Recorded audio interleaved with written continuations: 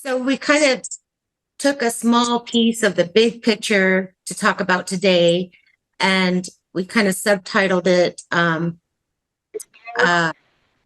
what did we subtitle it? We subtitled it.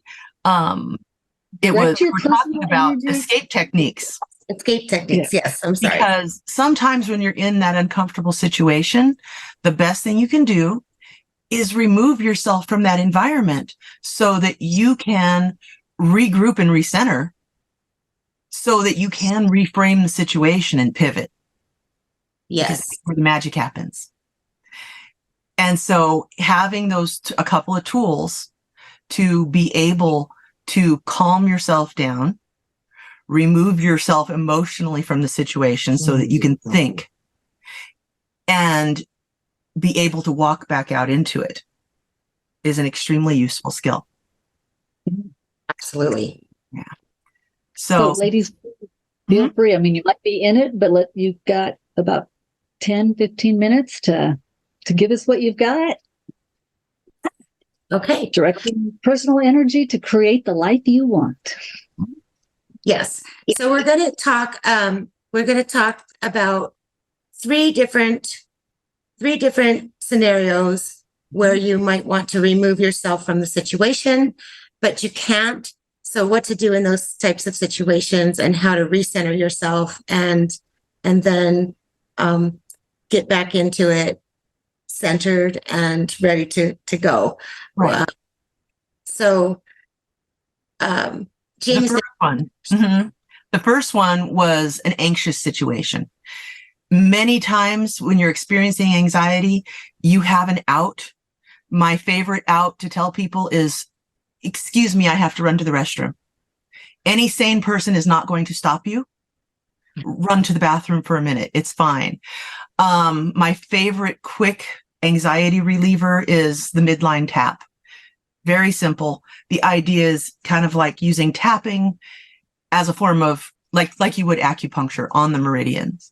And so you can sit quietly in a bathroom stall and do this move that I'm going to show you. You start tapping at the top of your head and you breathe. I know I'm feeling anxious right now. I'm going to do this. Tap between your eyebrows, right at your brow ridge. Big breath. Let it go. Tap underneath your nose, right underneath your nostrils. Take a big breath. I'm releasing all the anxiety. Right in the middle of your chest with the front of your fingers right here. Nice solid thump. I'm releasing all the anxiety. The last one's not in the midline, it's under your armpit. And you kind of tap right at your bra line. Big breath out. Let that go. And take a moment and think about the situation you want to go back to. And that's when we would go a little further and talk about reframing the situation and pivoting before you step back out. So sometimes you can do that in public too. And you don't care what you look like to strangers because it helps you. If you pat your head and you breathe, you can't always get out. Sometimes you feel like you have to stand your ground and you feel defensive. And René, this is one you have a lot of familiarity with. Yes, and that's a great segue. So the next thing that I want to share with you, so that's great if you can get away and actually go somewhere where you can do this, the midline tap, and release that energy. What it does is it just kind of helps that any blockages are removed and the energy can flow again and you can kind of think straight again. And I just wanted to say a hello to everybody. As you came on, we didn't get to really say hi, but hello and welcome and thank you for joining us.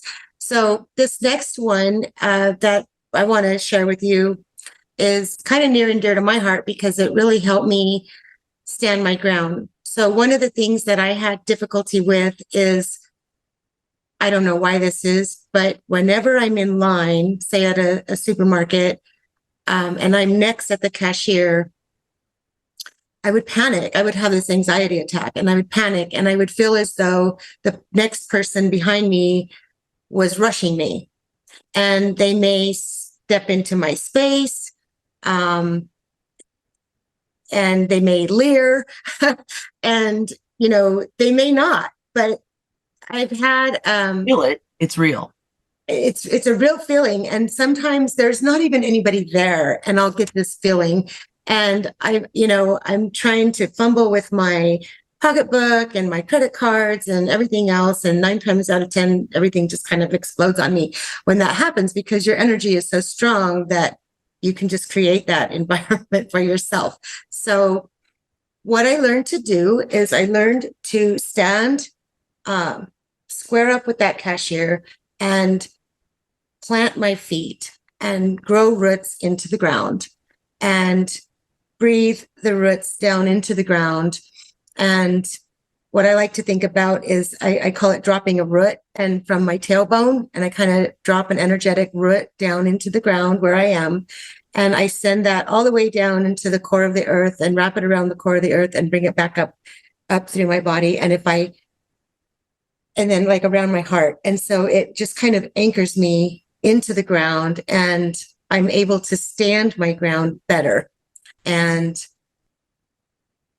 I breathe that in, and it only takes a couple of seconds to do, and people don't know what I'm doing. That one's invisible. Breathing, but it helps, and it kind of expands my bubble out. Once I do that, I can feel my bubble kind of expand out, and it pushes back on that energy that I feel is encroaching. So it just helps me to be more centered, be more present. Because slower.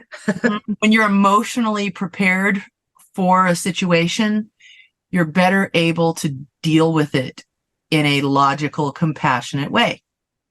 If you're scared and you feel defensive, you're more likely to lash out.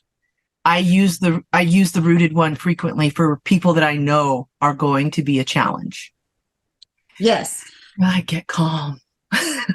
And I've learned that it will, it helps if I do it before I get to the cashier. Like if I'm next, and then I start that process. And then by the time I get there, I'm okay. I'm good. And I don't have to do it near as much anymore, but it did help me through that time period when it was just, I just dreaded going up to the cashier. I don't know. Right. I don't know where that comes from, but it happened. And since you are all here and you're listening, do you have any, I'm just curious, I know we're quick on time, but I'm wondering if any of you have situations where you feel that kind of panic. Don't all speak at once. It's okay. And space bar is how you unmute. Yeah, I have that occasionally. Certain people and circumstances will trigger, and I can kind of feel it. I'm not breathing deep. Maybe, I can physically start to feel it a little bit. And then I've done a little training or set in on sessions of like an art of feminine presence. And it talks a lot about your energy and how to take up your space and do that. So I love it. And the grounding into the roots into the ground are great. So that really, and the tapping, those really are great. It resonated. Thank you. And so we hold our breath when we get scared, and we need oxygen. This is really necessary to think straight. The other situation that comes up that we wanted to touch on is the distracting situations, where there's a lot going on and you have a deadline and something needs to get done now. And you've got all these thoughts popping in your head. And the very first place to start when you're facing that situation is, as René mentioned, that you square up with what you are attempting to focus on. What this means is your energy is flowing where your attention is pointed. So if I'm focusing on writing at my computer, I don't want my feet to be crossed. I don't want to be laying in my chair all sideways. Sometimes that helps the creative process, but if I really need to just get it done, that means face the task at hand. Center my body, center my balance so that I feel grounded over my feet. Center my shoulders, roll them up, back, and down. Create space. As I breathe, there's more room for the oxygen. And take several deep breaths and begin to focus on the task. Little things will continue to pop up, and you can continue the visualization by building essentially mental blinders where you can say, oh, I'm hearing noises. I wonder what that is. I don't need to know. It's not part of this task. I'm going to listen to this. For some people, having something to actually listen to helps tune out those distractions. Headphones are a great one. Being able to minimize the visual distractions by, again, you're squaring up. If you need to, close the curtain, close your door, put up a sign if necessary, because you need that moment to be focused. And this is also where you are continuing to breathe and relax into your space as you are creating. If there's a time deadline, it really helps to face it and say, I have all the time I need. Right now, all the time I need. Great. And as you do this, it becomes a little easier. It becomes less the expectation of, there's an update on my computer. I can't do it yet. Or phone's ringing. And it's like, oh, the phone's ringing. Great. Let's turn that off for a moment. I'm blocking out the distractions for this deadline only. And it is really amazing where you can get to simply by starting by pointing your toes in the direction of your task. Over the years, I would tell René, it's like, oh, well, why aren't you focused right now? Energy flows where attention goes. So if I'm doing the dishes, I want my toes pointed toward the sink. I want my hips pointed toward the sink. I want my shoulders pointed toward the sink.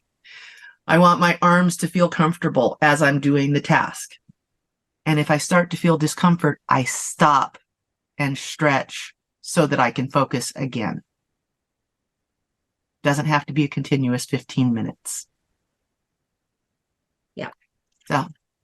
And also, going back to the line thing, what I noticed when she told me this was my feet were headed out the door as I was going to pay my bill. And a lot of my body was headed that way too. And just like my hand would be over here trying to pay this bill. So yeah. It just helped to be more present. And in the moment. And then the other thing that I learned too is gravity works. So if you drop something, gravity will hold it right there until you're ready to get there. You don't have to scramble to pick things up. Just let it be. And when you're done doing the task at hand, pick up whatever it is you need to pick up. And I've done this in public, and it's amazing how often it finds its way back to me before I pick it up, because people will look at me like, you dropped something. and they pick it up for you. And it's like, I know I dropped something and you didn't have to pick it up for me. It was fine right there. But just not rushing. I think it just really helps to not rush so much. Especially in an already chaotic situation. Go ahead, Dale. I have to rush you, ladies. No, that's okay. I think we're my starting to queue up on me here a little bit. So we have your contact information in the Hova app. If we want to reach out. And I know, René, you're speaking again tomorrow. Yes, ma'am. Yeah. Okay. Excellent. Well, thank you so much. Those were great quick tips that I think we can all use, and we appreciate the time. Thank you so much.